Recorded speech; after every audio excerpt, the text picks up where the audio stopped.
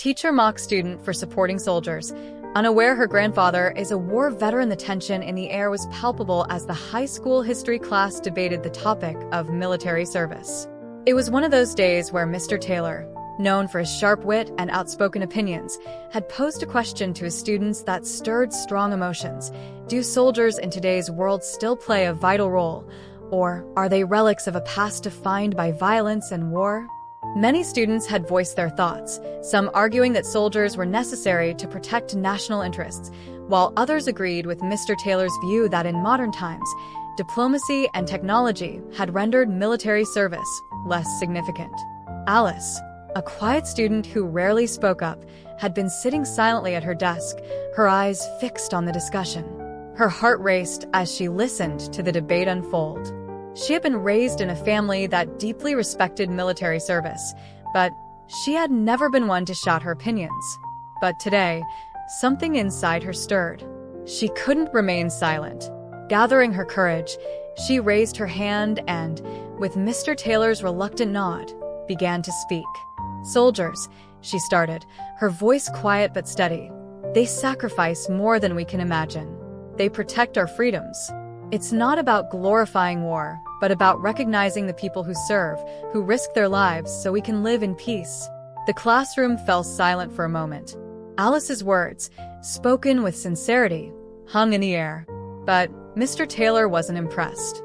He had long held a cynical view of war and soldiers, seeing them as instruments of a political system that manipulated young people into fighting for causes they didn't fully understand. His lips curled into a smirk, and without hesitation, he responded in his usual, sarcastic tone. "Alice, that's a very romanticized view of soldiers, but it's outdated," he said, his voice laced with condescension. "You're basically glorifying war. Soldiers aren't heroes. They're pawns, used by governments to maintain power. Defending them is just buying into the same old propaganda." The class burst into laughter, encouraged by Mr. Taylor's dismissive tone. Alice felt her face burn with embarrassment as she stood frozen, her argument cut down so effortlessly. She glanced around at her classmates, seeing their amused expressions, and felt her throat tighten.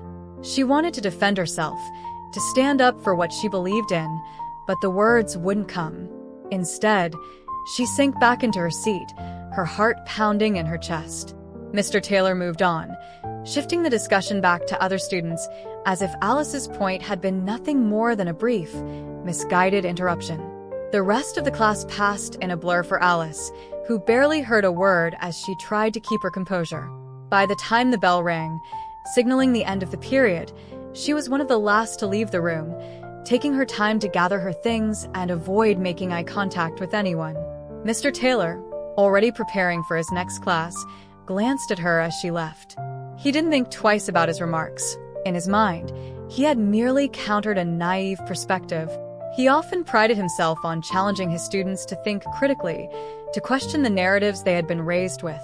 To him, Alice's comments were just another example of blind patriotism, the kind of thinking that he believed needed to be dismantled if young people were ever going to grow into informed, intelligent adults.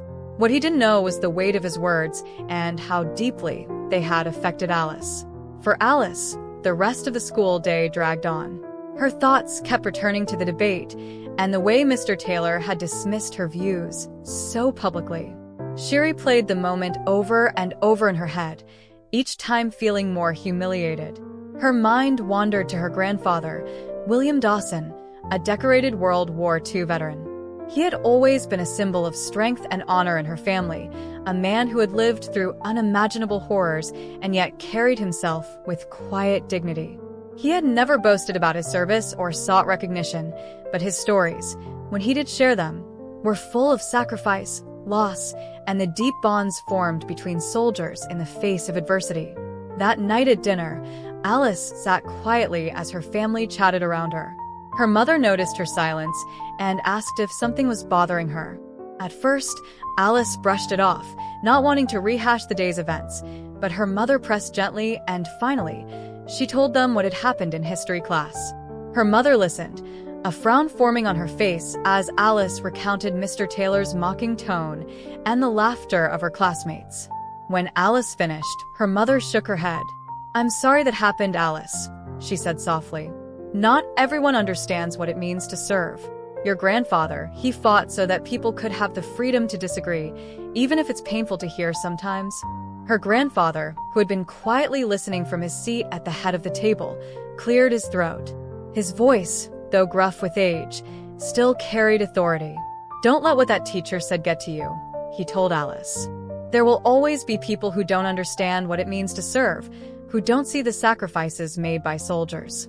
But that doesn't make those sacrifices any less real." Alice nodded, but the sting of the classroom humiliation still lingered. Her grandfather's words, though comforting, didn't erase the embarrassment she felt. The following week, the school prepared for its annual Veterans Day assembly. It was a tradition that honored local veterans, and Alice's grandfather had been invited to attend as one of the honored guests. The event was always a formal affair, with speeches, music, and presentations by the students. Alice had never participated directly before, but this year, she had been asked to introduce her grandfather and share a bit about his service. When the day of the assembly arrived, the auditorium was packed with students, staff, and families. The atmosphere was solemn but celebratory, with veterans seated in the front row, their uniforms and medals on display. Mr. Taylor sat near the back, looking mildly disinterested as the principal gave the opening remarks about the importance of remembering the sacrifices made by the military. For him, this event was more of a formality, something to sit through out of respect for the school's traditions, but it wasn't something he took seriously. In his view, Veterans Day was part of an outdated narrative, a celebration of something that should no longer be glorified in a world striving for peace. He barely paid attention as the principal called on a student to come forward to introduce her guest. But when Alice Dawson walked up to the podium, his curiosity was piqued. He hadn't expected to see her participating in the event, especially after their interaction in class. He watched as she stood behind the microphone, her face composed and serious. Alice began to speak, her voice calm but filled with emotion. She introduced her grandfather, William Dawson, a man who had served in World War II and had been awarded several medals for his bravery. She spoke of his role in the war, not as a glorified soldier, but as a young man who had been thrust into the chaos of battle, facing fear and uncertainty every day. She told the audience about how he had saved lives, both of his comrades and civilians, and how he had returned home forever changed by what he had experienced. As Alice spoke, the room grew silent, her words capturing the attention of everyone, including Mr. Taylor. She wasn't just listing her grandfather's accomplishments, she was sharing the lessons he had taught her about the cost of freedom and the responsibility of remembering those who had fought for it. Her voice never wavered as she described how her grandfather had instilled in her a deep respect for the sacrifices made by soldiers, not for the sake of glorifying war, but for the sake of honoring the people who had endured it.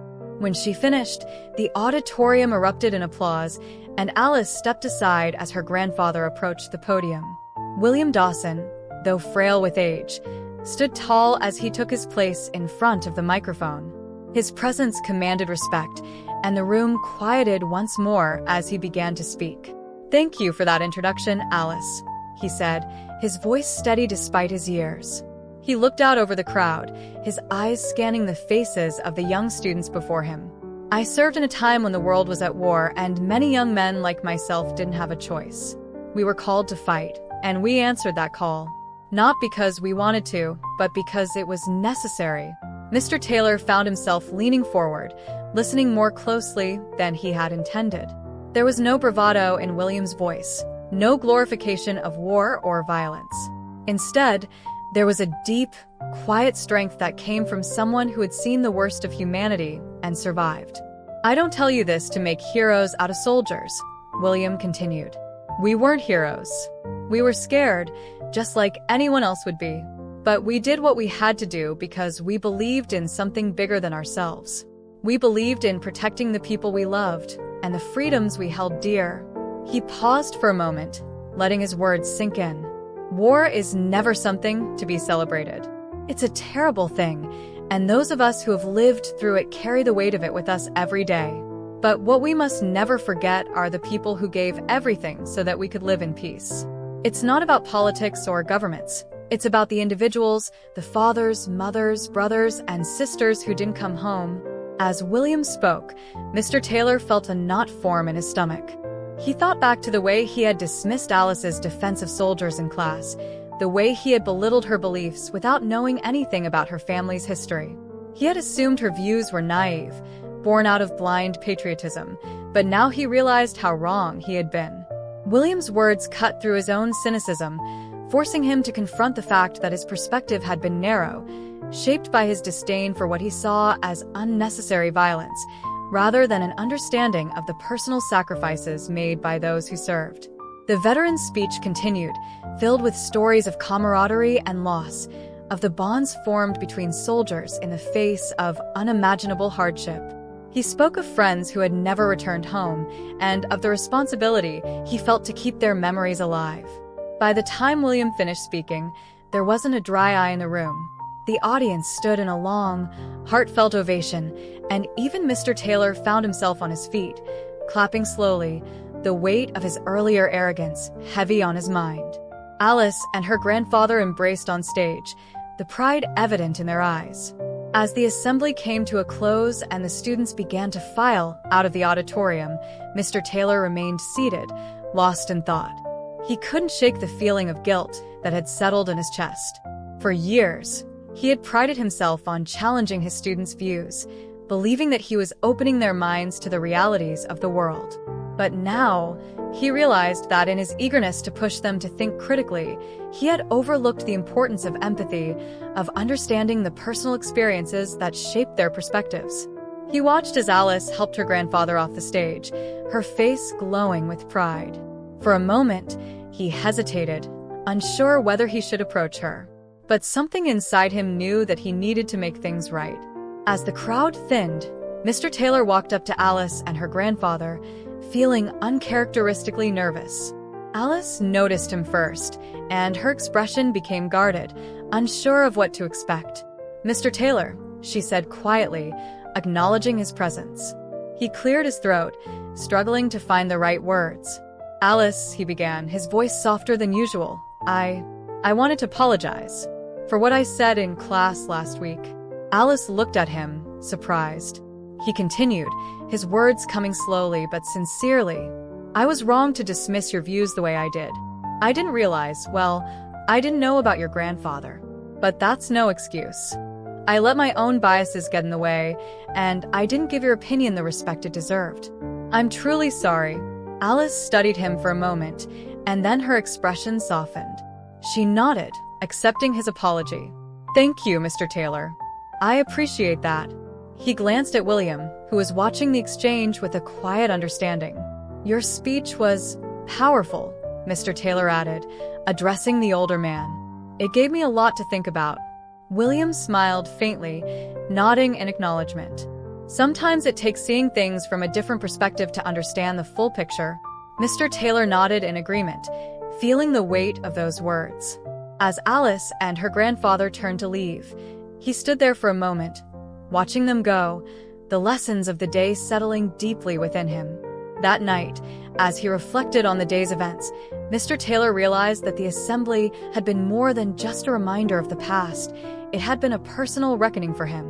He had spent years teaching history, but today, he had learned an important lesson of his own, that understanding history wasn't just about facts and figures, but about the people who lived it and the stories they carried with them. It was a lesson he would carry with him, not only as a teacher, but as a human being. Disclaimer: this channel does not support or tolerate any form of discrimination, racism, prejudice, or violation of human rights. The stories presented here are original and created by the author with the aim of promoting reflection, awareness, and dialogue. All content is developed with respect for diversity and the dignity of all people.